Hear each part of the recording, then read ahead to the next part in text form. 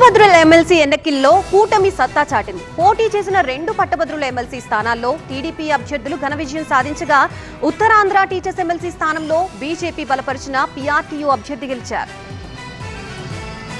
ఏపీలో ఎమ్మెల్సీ ఎన్నికల ఫలితాల్లో కూటమి హవా స్పష్టంగా కనిపించింది. ఎన్నికలు జరిగిన 3 స్థానాల్లోనూ ఎన్డీఏ కూటమి బలపరిచిన అభ్యర్థులు భారీ మెజార్టీతో గెలుపొందారు.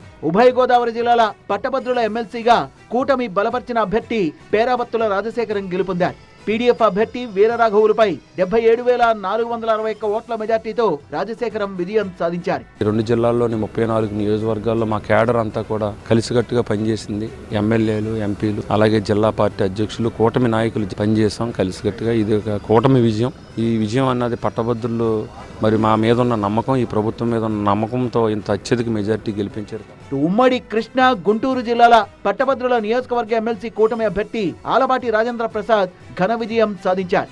పీడీఎఫ్ అభ్యర్థి సిట్టింగ్ ఎమ్మెల్సీ లక్ష్మణరావుపై 82,320 ఓట్ల మెజార్టీతో ఆలపాటి గెలిచారు. నా మీద అనేక రకాలైన ఆరోపణలు, ఏదో పాముకుందామని చెప్పి నన్నేదో భూతంలాగా చూపించాలని ప్రయత్నించినటువంటి ప్రత్యర్థులకి కేవలం 63,000 ఓట్లతో సరిపెట్టుకోవాల్సినటువంటి పరిస్థితి వచ్చింది. మరోవైపు హోరాహోరీగా సాగిన ఉత్తరాంధ్ర టీచర్ ఎమ్మెల్సీ ఎన్నికల్లో బీజేపీ బలపరిచిన పీఆర్టీయూ అభ్యర్థి గాదే శ్రీనివాసులు నాయుడు విజయం సాధించారు.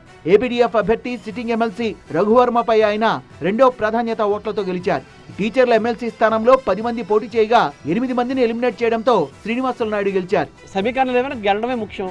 నా ఉపాధ్యాయుల అందరి సహకారంతో నేను గెలిచాను. పీఆర్టీయూ సంఘానికి మిత్ర సంఘాలన్నీ క్రోడీకరించడం వల్ల ఈ విజయం సాధించబడింది.